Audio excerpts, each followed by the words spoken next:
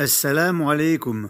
Bonjour à tous et bienvenue dans cette 22e vidéo dans laquelle nous allons terminer l'étude de la 10e leçon du deuxième tome de la méthode de Médine en nous intéressant à la construction et l'utilisation des nombres entre 21 et 30 en arabe littéraire.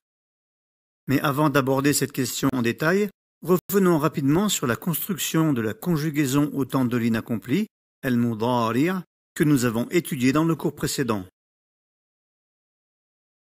Commençons donc par reprendre quelques exemples de verbes construits au temps de l'accompli sur la forme fa'ala pour observer à nouveau leur conjugaison au temps de l'inaccompli.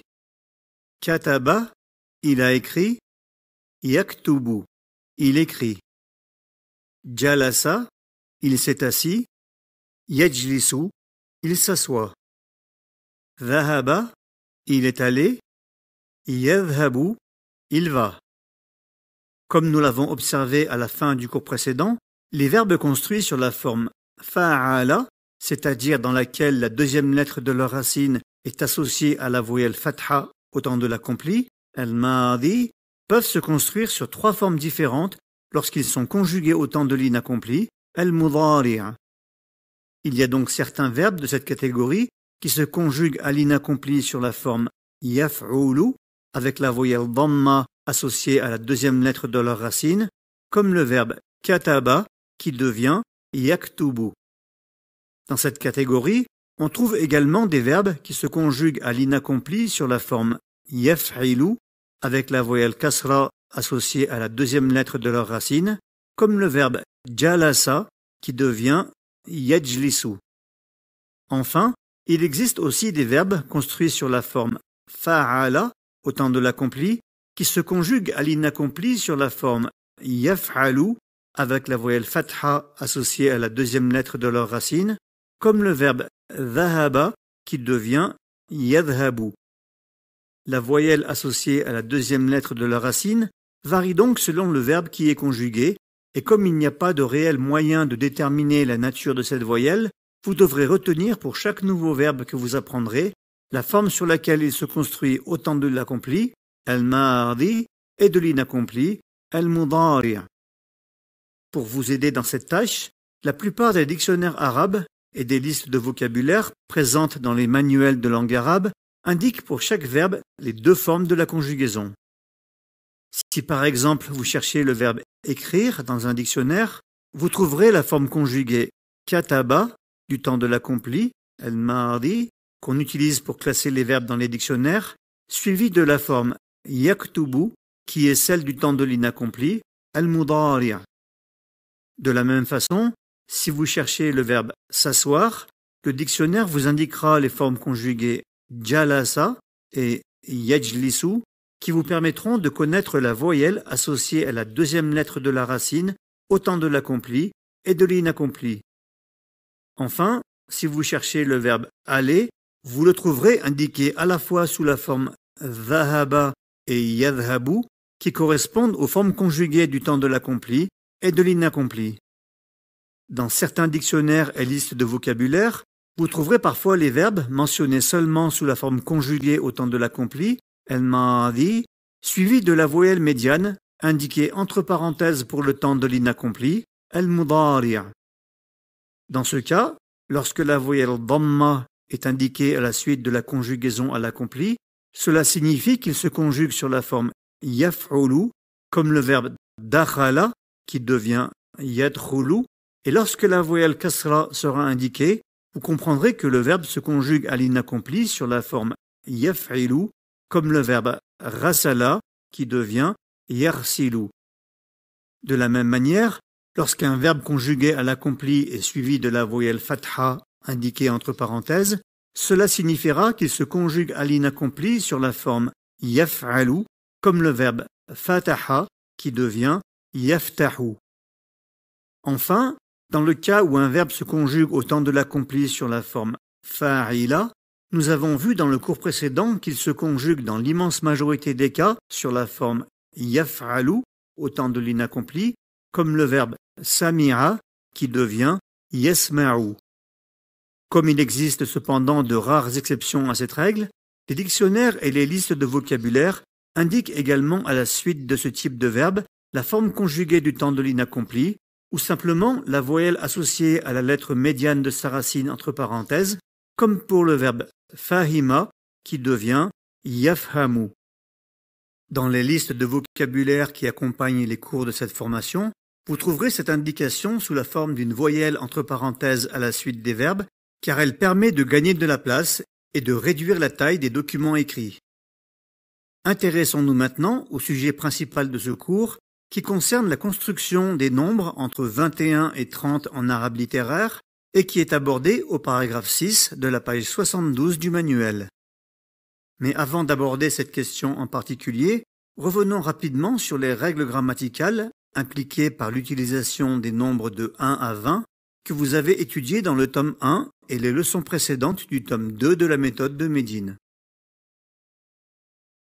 Pour commencer, lorsqu'on se réfère à une quantité unique ou à deux éléments, il suffit en arabe littéraire d'indiquer le nom sous sa forme du singulier ou du duel, sans indiquer forcément d'équivalent aux nombres 1 et 2, puisqu'elles sont suffisamment explicites pour exprimer ces quantités.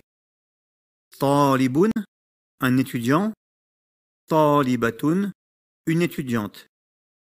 Talibani, deux étudiants. Talibatani, deux étudiantes. Ensuite, lorsqu'on se réfère à des quantités entre 3 et 10, le nombre, al-adad, est annexé au nom dénombré, al-ma'doud, en s'accordant avec le genre opposé du nom dénombré. Entre 3 et 10, le nom dénombré est quant à lui indiqué sous sa forme du pluriel, et comme il occupe la fonction d'annexant, mudafun ilayhi, il est décliné au cas indirect, al-jar, et marqué sauf exception par la voyelle kasra à sa terminaison. Thalathatu tullabin, trois étudiants. Thalathu talibatin, trois étudiantes. Arba'atu tullabin, quatre étudiants.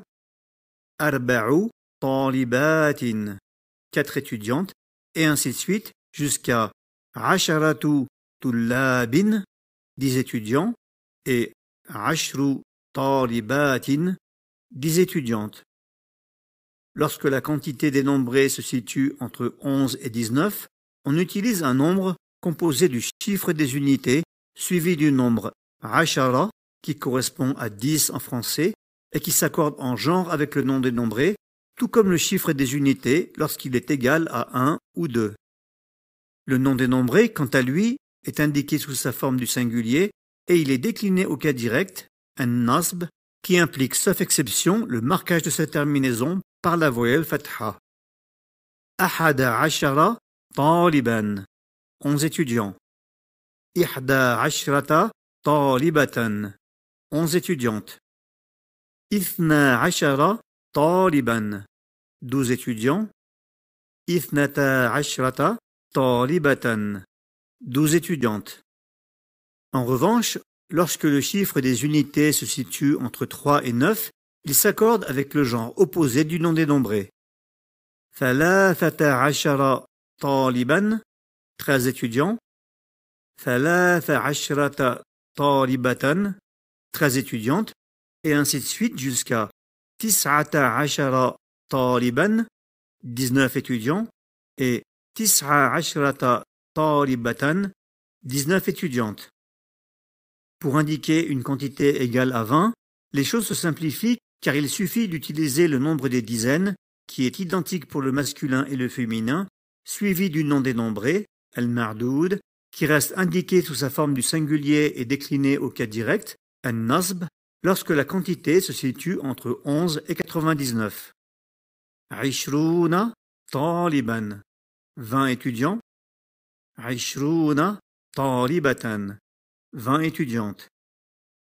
Ensuite, à partir de 21, il suffit de rajouter le nombre des unités avant celui des dizaines par l'ajout de la particule waw, tout en continuant d'appliquer la règle qui implique l'accord avec le genre du nom dénombré lorsque le chiffre des unités est égal à 1 ou 2, et l'accord avec son genre opposé lorsque ce chiffre se situe entre 3 et 9. Pour se référer à des quantités égales à 21 ou 22, on dira donc Wahidun وعشرون طالبا 21 étudiants. اثنان وعشرون طالبا 22 étudiants. Et pour se référer à des quantités situées entre 23 et 29, on dira alors ثلاثة وعشرون طالبا 23 étudiants. أربعة وعشرون طالبا 24 étudiants. Et ainsi de suite jusqu'à تسعة وعشرون طالبا 29 étudiants.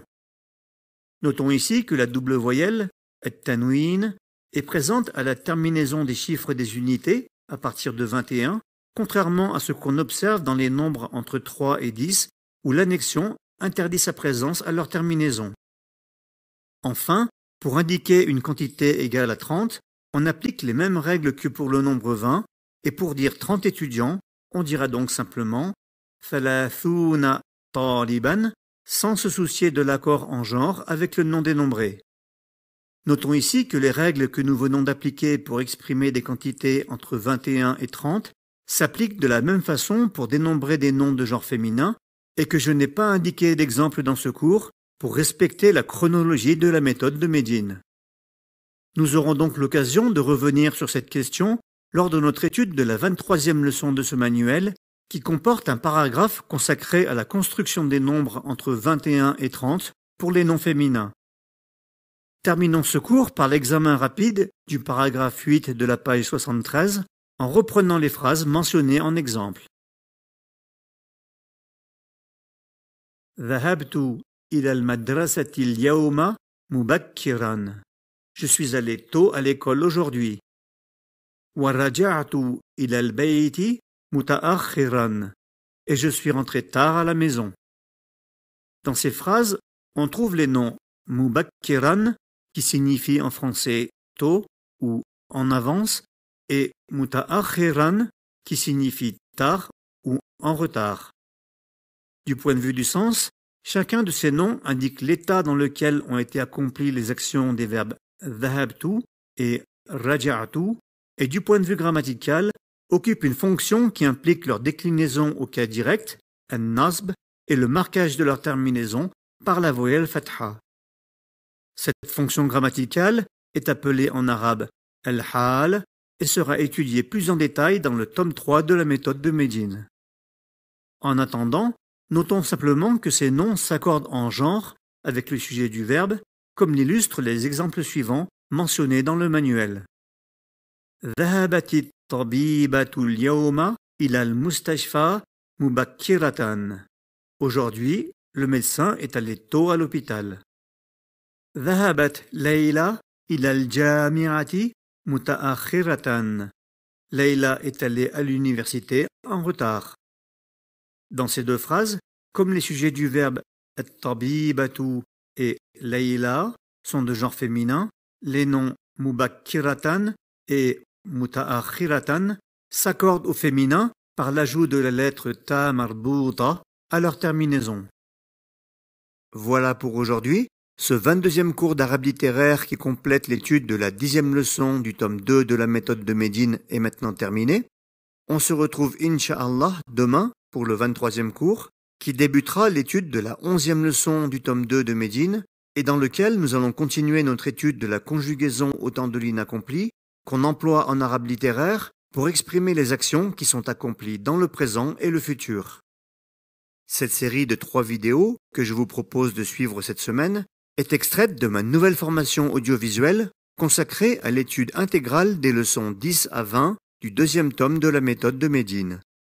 La formation complète est composée d'un total de 20 vidéos qui expliquent de manière claire et détaillée l'ensemble des notions linguistiques et grammaticales abordées dans les leçons de ce manuel.